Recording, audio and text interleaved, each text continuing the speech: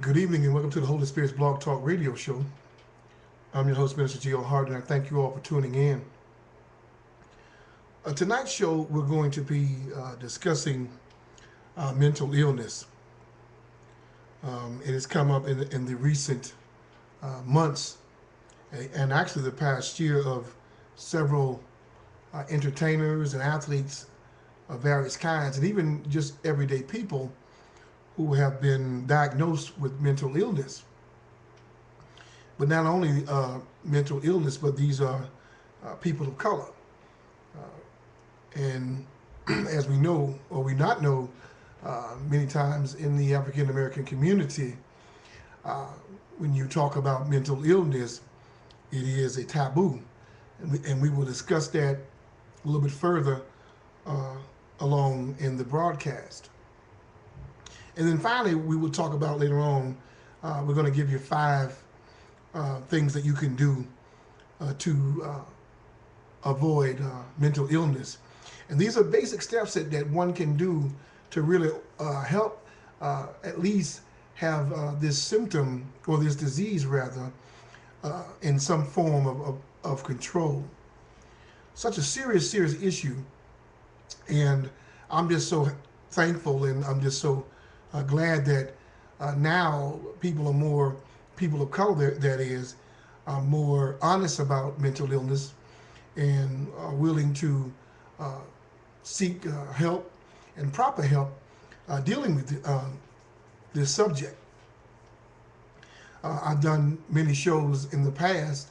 I'd done about 2 or 3 shows several months ago dealing with mental illness, and the fact that there were several pastors, black and white, but primarily black African American pastors that committed suicide. And many had stated that these pastors were fine; they didn't see it coming, and so on and so forth. But again, in the black community, and especially the black church, talking about mental illness is unheard of. I mean, you can't say, oh, the pastor is suffering from mental illness, because he or she are supposed to be able to fight these demons, or they may even call it spiritual warfare. So if you are a pastor of a church or leader of a church, and you find yourself suffering from some type of depression, anxiety, or any of these symptoms, where do you go? I mean, think about it. Who do you turn to? Because of the fact that you can't call anybody and say, hey, I'm suffering from mental illness, or I need help. It's such a daunting thing dealing with men and women of God when they're suffering, because they're human too. And as I said in all my broadcasts dealing with mental illness, you got to understand something. Everything God created psychiatrists. He created doctors. He created all these things for us to use while we're here. So for someone to say, oh, there's nothing wrong with him, or there's nothing wrong with her, he just need to pray harder. No. Sometimes that person may need more help, and the proper help dealing with their illness, because we don't know. And again, God gives us medicine. He gives us all things. And what a shame it is that in the African American community, dealing with the church, that is, so many of them, this is a taboo. This is, you can't even discuss it. So we're going to be talking about today about the woman, the latest story. I believe her name was Jessica, I think Wilkerson. This woman is from South Carolina, and she actually was in Florida visiting her sister in Daytona with her 3 children, that the ages of 3, 9, and 10. And not only that, this woman is pregnant. And what she decides to do is to drive her minivan into Daytona Beach and allegedly try the attempt of drowning herself along with her kids. So we're going to be talking about that in just a moment. because now they're saying that she suffered from mental illness, and along with suffering from mental illness, she was in an abusive relationship. She was there was an abuse. Police called out back in 2005. I think she's been married about, I believe, 9 years or so to her husband, and it has been a rocky road dealing with that marriage. So we'll be talking about that in just a moment. But I wanted to recap some things dealing with mental illness. There now are reports that maybe even the singer, Chris Brown, may be suffering from mental illness. Now, I don't know. He hasn't been diagnosed yet, or as far as I know, nor has he seen a doctor. But you can recall the singer Donny Hathaway, incredible singer, one of the greatest singers of all times, when he was allegedly found dead in his hotel room. And then we have the late but great Phyllis Hyman, wonderful jazz and blues singer. Don't want to call her R&B because she was such a smooth crooner, such a smooth operator that she also committed suicide.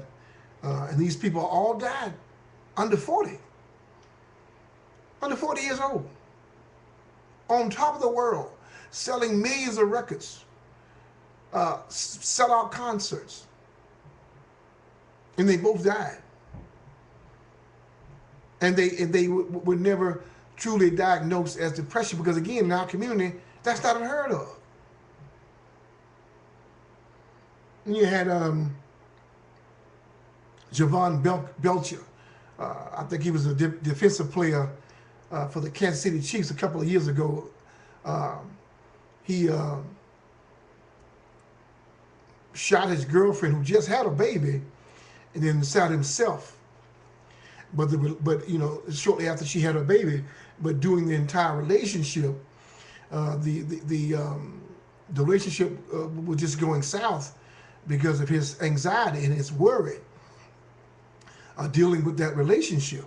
To finally, she went to a concert the night before. I think it was a Drake concert, to be exact, and they're both 25 years old. I think she was 25, he was 24. And she goes to a Drake concert with a couple of her girlfriends, and she comes back in late, and he was upset because she got in too late. And an argument ensued that night she got in, but early that morning when they got up, it continued, and finally he shot her and then shot himself at the Kansas City Chiefs stadium. Actually, he drove to the stadium, and that's when he shot himself. And again, 24 years old, $1 million contract, everything to live for. This is serious, people. This is so serious. You don't ever know what folks be going through. And yet you're so busy talking about them and putting them down. And yeah, they may have money, they may have all the accolades, but you don't know what's going inside of a person. That's why I always say be mindful of what you speak into the universe and how you present yourself in the universe. Be mindful of that. And finally, you had Brian Williams, who died several years ago, about 6 or 8 years ago. This guy was an incredible basketball player. He bounced around in the NBA for several years, and he ended up retiring. I mean, he left all the money behind. Won a championship with the Chicago Bulls. I mean, world champion, all that. And again, I think he died. He suffered from depression and anxiety, and he decided just to leave basketball altogether. Unfortunately, he was murdered by his own brother. But the fact that he was fighting depression most of his NBA career. And finally, you have Jonathan Martin, the Miami Dolphin, one of my team, my favorite team, an offensive lineman for the Miami Dolphins who allegedly accused another player of discrimination and racism. But yet, and when you look deep into this entire story, it played back and forth, the name calling and so forth. But again, this young man, I think Jonathan Martin, is 22, 23 years old. $1 million contract again. And glory be to God, he just got signed, picked up by the San Francisco 49ers. But he no longer wanted to play football. And see, that's why people have to understand that money doesn't make you. I know folks think, oh man, if I had enough money, I can do this. If I had enough money, I can do that. Money does not make you. Yeah, it's a wonderful thing to have. Don't get me wrong.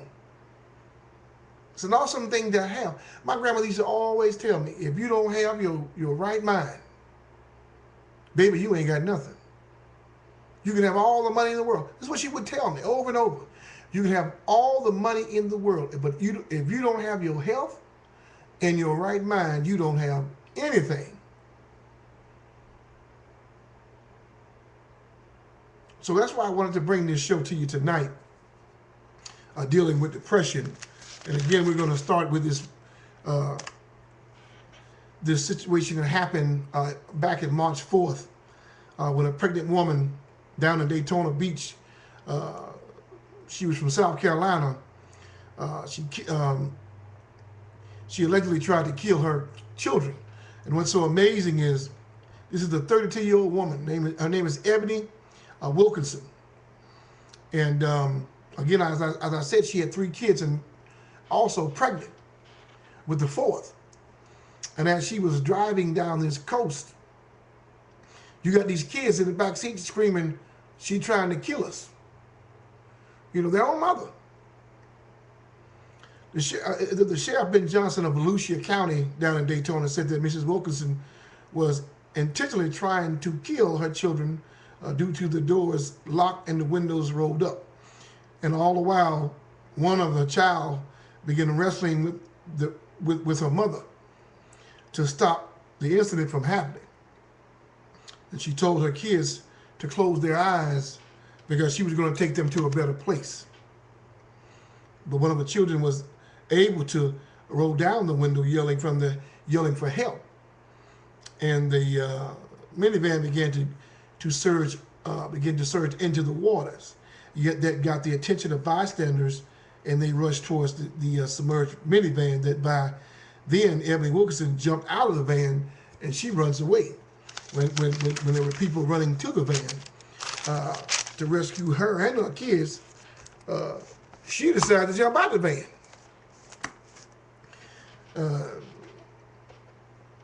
Her sister name was Jessica, and she was Mrs. Wilkinson. Ebony was at her house earlier saying that there were demons inside of her and that her husband was trying to kill her. So when she left her home, this woman, Jessica, her sister, called the local authorities and told her what type of car she was in and where she was which way she was heading, and they were able to pull her over. But the police officer who pulled her over actually said that because he saw the kids that were happy and smiling in the back seat, he decided not to arrest her, because in Florida they have what is called a Baker Law. And what that law entails is if a person seemed to be a little out of it or, you know, a little jittery, or it seems, incoherent, they have the right to take that person into custody for their own safety. And even though the police officer said that she mentioned about her husband was trying to kill her, that he felt that she may have been a little leery, but because the kids were smiling, he decided not to take her into custody. But yet we know now, less than a mile from the time he let her go, she wound up heading on the beach and trying to drive that car into the waters. Again, she was saying that demons were following her and that she was talking to Jesus. So Ebony Wilkinson, the question here is, you know, with all these things she told people about, she was talking to Jesus and the demons were following her and her husband was trying to kill her. Was Ebony Wilkinson suffering from depression? That is the question. Was this 32-year-old woman suffering from mental illness of any kind?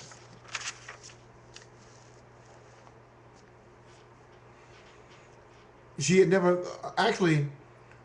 We do not know yet. I don't want to report that whether or not she has had any medical issues dealing with depression. But I think her sister did say in the Daytona News that she did suffer from minor depression.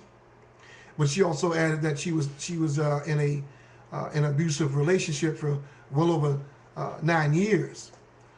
So many people have chimed in on this issue, and some have said, "Oh, she's a murderer. She tried to kill her kids. She ain't. She's not mental. She crazy. Or she need to be locked up forever." But we got to get this thing under control. I mean, is this some form of mental illness? And if so, how do we prevent this from ever happening again? So many doctors have reported some of the symptoms of mental illness, and according to the Mayo Clinic, a form of depression can be generalized as anxiety disorder. And it talks about it affects some 6.8 million American adults, or about 3.1% of people age 18 and over are giving this each year.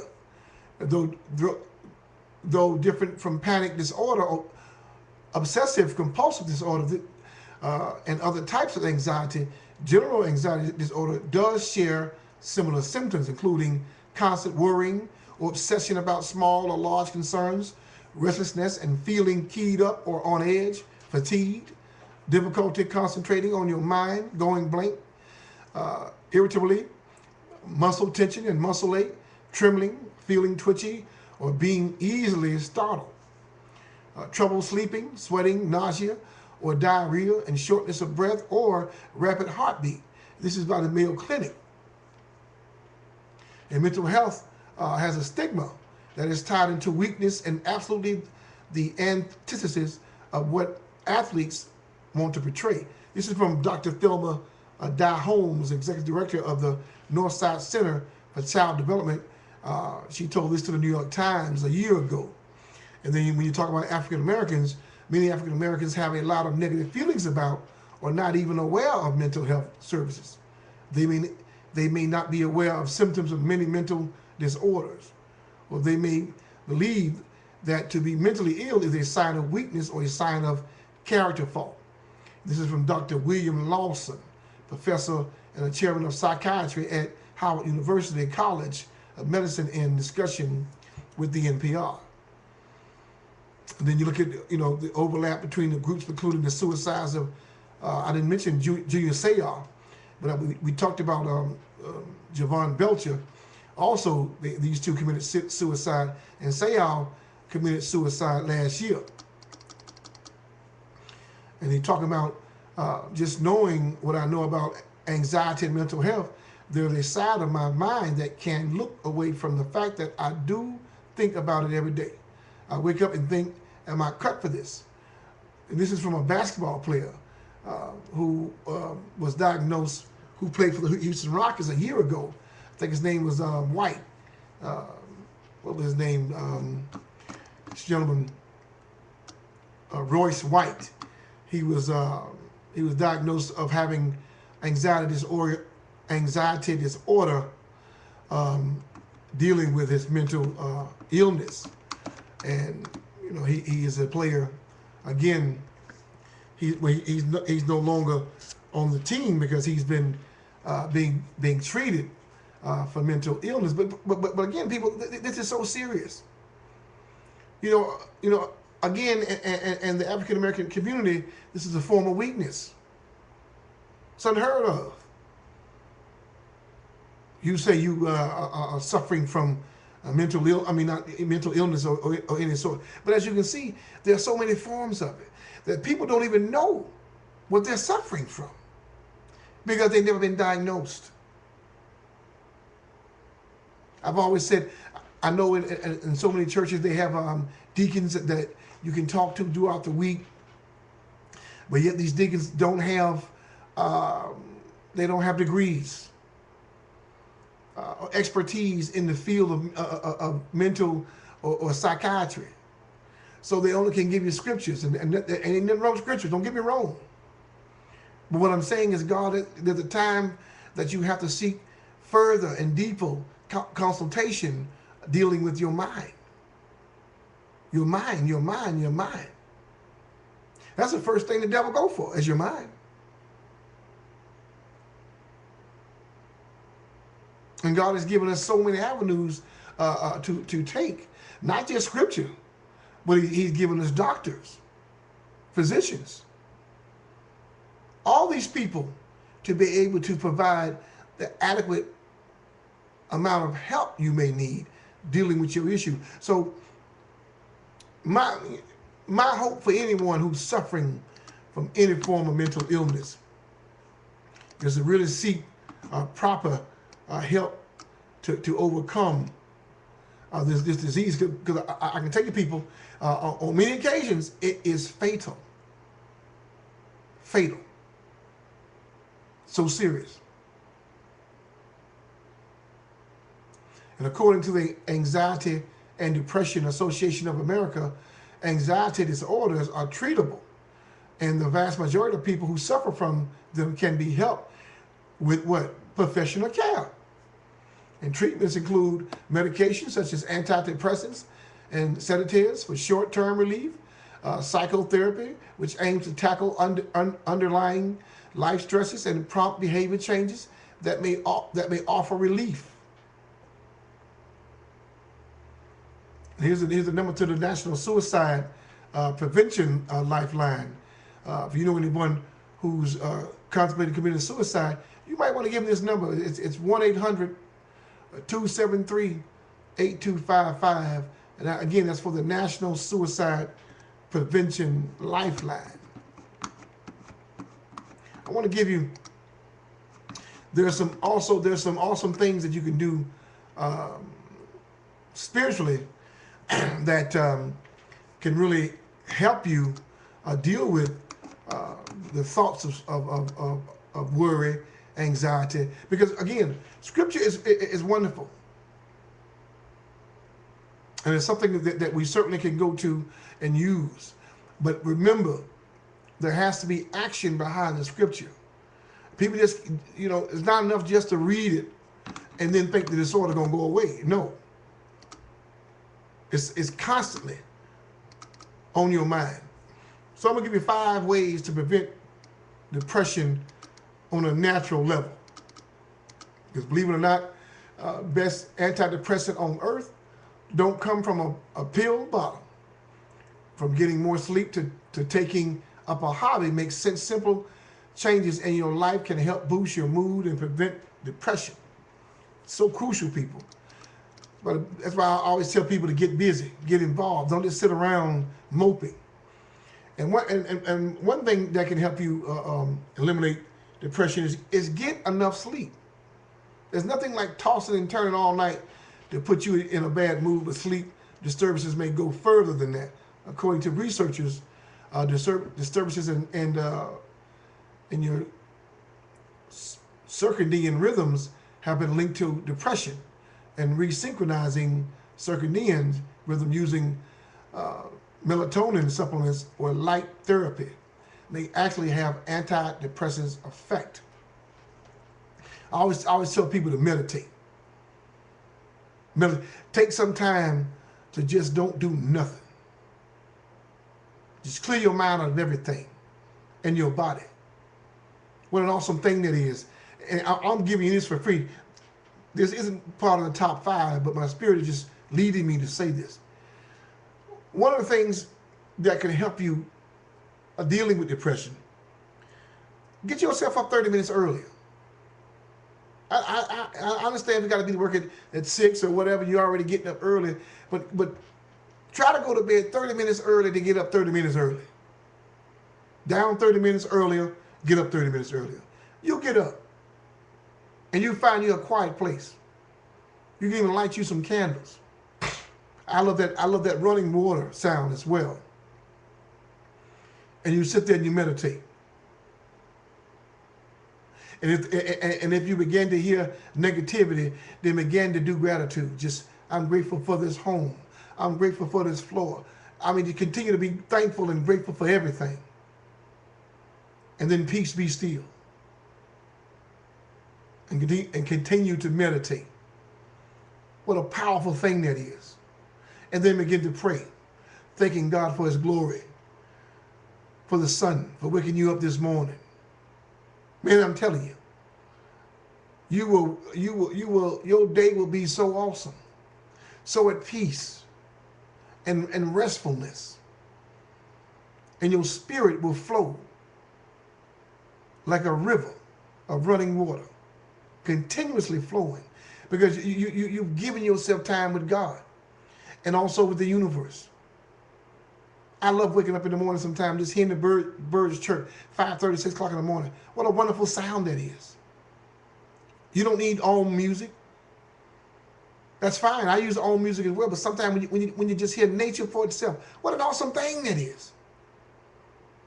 Just to hear nature, the wind blowing, the breeze. So awesome.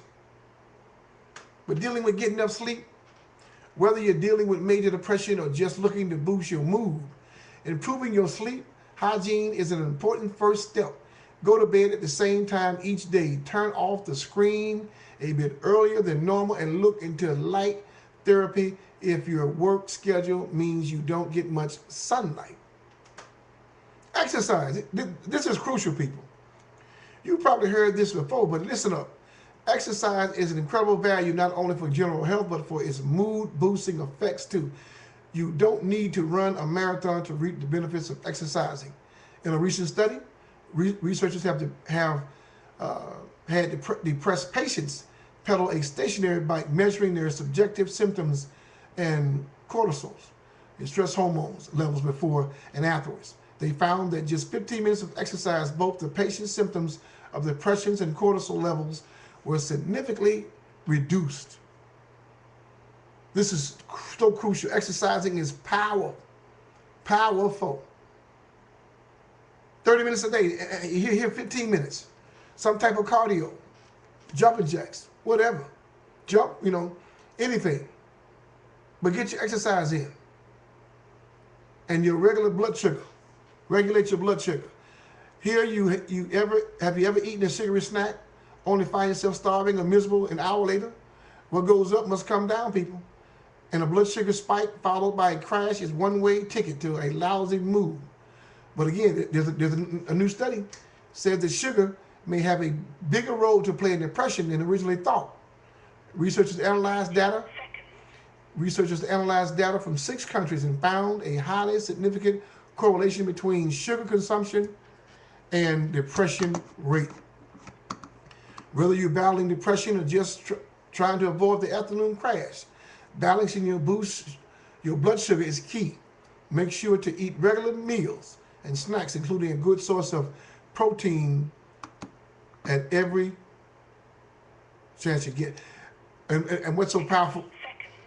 What's so powerful about the sugar thing? I talked about that dealing with kids, on how when parents walk into a Walmart, and when you walk into a Walmart, the first thing you're going to see is sodas and chips. And all types of pastries. You go to any Walmart in this country, you hit that door, it's going to be soda, chips, and pastries. Pieces too. Pick your poison. Pick your poison. But that's what you're going to see. And for most parents, they just grab and throw in the bag. They grab and toss, grab and toss, grab and toss. Not even thinking that getting these sugary foods and drinks are really hurting their children. They come after school, you know, it's after school, and you come home, and your parents think they've done a wonderful job. I mean, you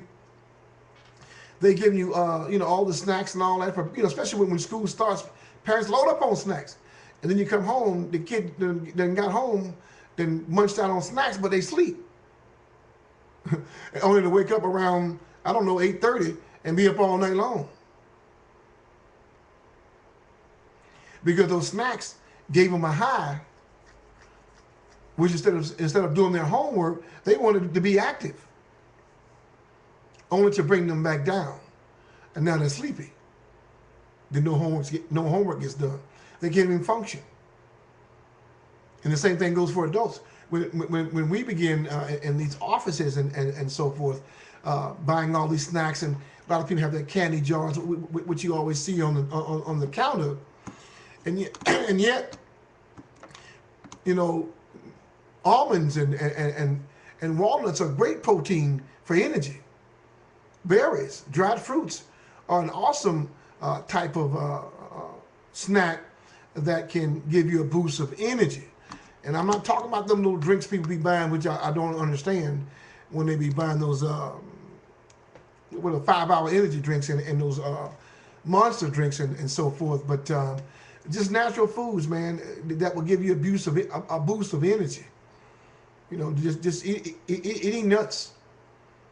An apple, I found out that an apple will give you more energy than a cup of coffee. And we know that a coffee has about 104 grams of caffeine. It's amazing that eating an apple will give you more energy than coffee. And also eat healthy, people. Eat healthy fats. Are you getting enough fish in your diet? Many researchers have found that omega-3 and the fatty acid, like those found in salmon, trout, and sardines, reduces symptoms of depression. Flax seeds and walnuts are also a great source of omega-3s. I just mentioned that. You know, so often, at least every now and then, when I do cereals, I make sure I get cereals that contain flax seeds and almonds and walnuts. And I'm telling you, I feel fantastic. Fantastic. And finally, another one I'm gonna give you is find a passion in your life, man. I mean, even if you're eating healthy, getting enough sleep, and doing your exercise, nothing will boost your mood like having a sense of purpose. People who have a sense of purpose live up to 7 years longer than those who don't. In a study, community-dwelling elderly people in Japan, researchers used recall reports to learn about their subject lifestyle. They found that those who didn't show symptoms of depression had a history of physical exercise, healthy diet, and the presence of hobbies throughout their lives. Finding activities you enjoy give you a sense of purpose in a surefire way to improve your mood and reduce your risk of depression. I've always said, you know, in this, you know, you're here for a reason. God put you here for a reason, and you have a purpose in life. Many people never find that purpose because they're so busy chasing the dollar. All their lives chasing money, chasing money, chasing money, when God gave you this life to find your purpose. And it has to do with some form of servitude. I tell you, when Walmart used to have those people sitting at the front door, those greeters, the older greeters, just to greet, you don't know how much lifespan they've added to their lives just by being there smiling when you're walking in and when you're walking out. Servitude. If you really, let me tell you, because I've been through depression. And what got me out was I got off my behind with no job, people. No income coming in. And I began to be a mentor for young boys. Boost my spirit up tremendously. Forgot all about my issues. Because now here I am mentoring a 10-year-old, and I'm hearing all the issues that they have. And I'm relating to them on the phone on a regular basis. Now I have a purpose. and a passion. Doesn't take money. You ain't got to be Kanye West and all these celebrities to instill self-worth into another being. Because while you are encouraging him, you're actually encouraging yourself. And while you're doing all that, God is lifting you higher. So be of service to someone. Keep yourself busy and keep yourself involved. And that is my hope for anyone who's suffering in depression, is you don't want to be alone in these times. You want to be available. And that's what I came to say. Listen, my time is up, and I thank you guys for tuning in. I hope this inspired someone, and I hope you share this with someone dealing with depression, because, you know, I'm not a fan of pills or any medicinal methods if it can be alleviated. Sometimes it cannot. We understand that. But if you can follow some of these blueprints of how to really get yourself from a worry-free, anxiety-free type of mentality, please do so. And be of good courage. And as in parting, we always say to love yourselves is to know yourselves, and to know yourselves comes by spending time with God. Peace. Have a wonderful weekend. God bless.